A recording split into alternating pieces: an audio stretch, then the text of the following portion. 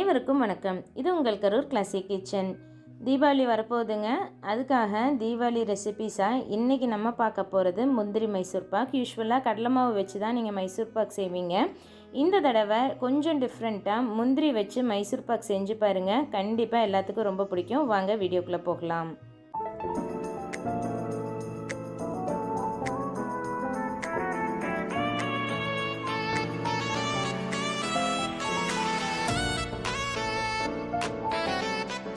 இதுக்கு தேவையான பொருட்கள் 1 கப் அளவுக்கு முந்திரி, அதுக்கு 2 கப் அளவுக்கு சர்க்கரை, 2 கப் நெய் வேணும். நான் இப்போ 1 கப் வச்சுருக்கேன், மறுபடியும் 1 கப் எடுத்துக்கலாம்.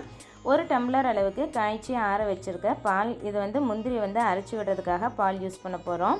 ஃபஸ்ட்டு ஒரு மிக்சர் ஜாரில் ஈரமில்லாத மிக்சர் ஜாரில் முந்திரியை சேர்த்து பல்ஸ் பண்ணி முதல்ல பவுடர் ஆக்கிக்கோங்க.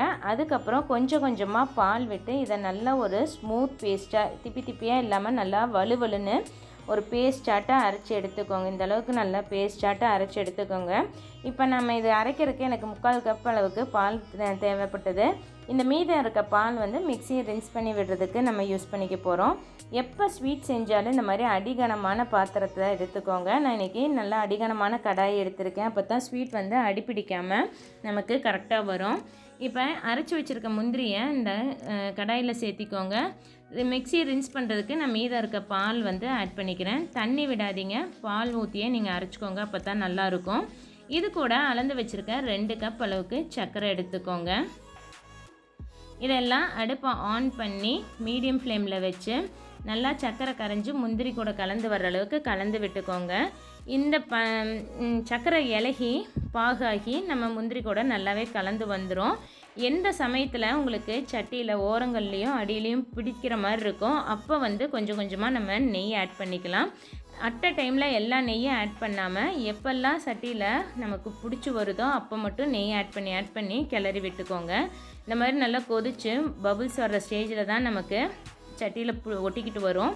அந்த சமயத்தில் கொஞ்சம் கொஞ்சமாக நெய் விட்டுக்கோங்க. நான் இன்றைக்கி பசு நெய் விடுறேன். வீட்டில் காய்ச்சின நெய் தாங்க இது. நெய் எப்படி வீட்டில் சுத்தமான முறையில் காய்ச்சி எடுக்கிறதுங்கிறத முதல்ல நான் வீடியோ கொடுத்துருக்கேன். நான் லிங்க் டிஸ்கிரிப்ஷனில் ஷேர் பண்ணுறேன், செக் பண்ணி பார்த்துக்கோங்க. இந்த மாதிரி நல்லா இலகி வரும்.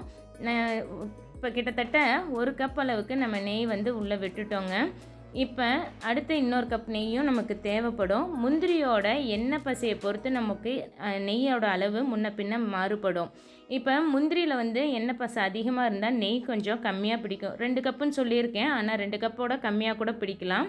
அதே மாதிரி முந்திரி ரொம்ப ட்ரையாக இருந்ததுன்னா 2 கப்புக்கு மேலே கூட உங்களுக்கு நெய் பிடிக்கிற மாதிரி இருக்கும். அது நம்மளோட பதம் வர்ற அளவு பொறுத்து தான் நெய்யோட அளவு. நம்ம விட்ட நெய்யெல்லாம் உள்ளே இழுத்துக்கிட்டு இந்த மாதிரி மறுபடியும் வெறும் பேஸ்டாட்டவே தெரியும்.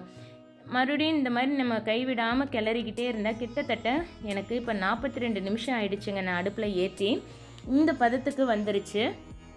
நம்ம கிட்டத்தட்ட 2 கப் நெய் அளவு விட்டாச்சு. இப்போ நம்ம கைவிடாமல் கிளறும் போது இந்த மாதிரி நல்லா நுரைச்சி சைட்லாம் ஒட்டாமல் நம்ம சுற்றி எடுக்கும்போது சட்டியில் ஒட்டாமல் உருண்டுக்கிட்டு வரும். அந்த சமயத்தில் நம்ம க்ரீஸ் பண்ணி வச்சுருக்க தட்டில் நீங்கள் எந்த தட்டில் விட்றன்னு நினைக்கிறீங்களோ அதை நெய் தடவி ரெடியாக வச்சுக்கோங்க. அந்த தட்டில் ஊற்றிட்டு இதை டிஸ்டர்ப் பண்ணாமல் ஒரு 1/2 அன் ஹவர் வச்சுருங்க. அதுக்கப்புறம் இந்த மாதிரி ஒரு தட்டையான ஸ்பேட்சுலா வச்சு நம்ம நல்லா சமப்படுத்திக்கலாம். இப்போ இந்த மாதிரி சமப்படுத்தும் போது நமக்கு உள்ளே ஏதாவது ஏர் பபிள்ஸ் இருந்தாலும் நல்லா எல்லாம் க்ளோஸ் ஆகி இந்த மாதிரி நீட்டாக வந்துடும். இதை நல்லா ஆற விட்டுருங்க. அதுக்கப்புறம் தான் பீஸ் போடும்போது கரெக்டாக பீஸ் வரும். இந்த மாதிரி நீங்கள் சமப்படுத்தும் போது உங்களுக்கு மேலே அந்த கிளேஸ் தெரியுது பாருங்கள். நம்ம விட்ட நெய்யெல்லாம் வெளியே கக்க ஆரம்பிக்கிற சமயத்தில் நமக்கு பதம் வந்ததுக்கப்புறம் எடுத்து நம்ம ட்ரேயில் ஊற்றிருக்கோம். இப்போ பாருங்கள், நல்லா தெரியுது. அந்த நெய் நல்லா அப்படியே மினுமினுப்பாக தெரியுது. மேலால் நெய் நமக்கு வெளியே வந்திருக்கிறது நல்லாவே தெரியுது.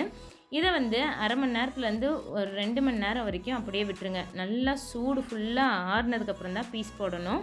நல்லா ஆறுனதுக்கப்புறம் நீங்கள் கத்தியில் நெய் தடவிட்டு இந்த மாதிரி பீஸ் போட்டுக்கோங்க. என்ன சைஸில் என்ன ஷேப்பில் உங்களுக்கு வேணுமோ அது நம்ம இஷ்டம்தான். பீஸ் போட்டு இதை ஒரு ஏர்டைட் கண்டெய்னரில் ஸ்டோர் பண்ணி வச்சிங்கன்னா ஈரம் படாமல் இருந்தால் வெளியே வச்சாவே 10லேருந்து 15 நாளுக்கு மேலே இது கெட்டு போகாமல் நல்லாவே இருக்கும்.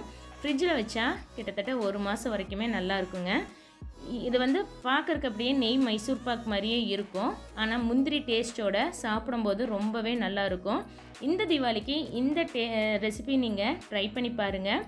மற்ற தீபாவளி பலகாரங்கள் ரெசிபி லிங்க் வந்து நான் டிஸ்கிரிப்ஷனில் ஷேர் பண்ணுறேன். செக் பண்ணி பார்த்துக்கோங்க.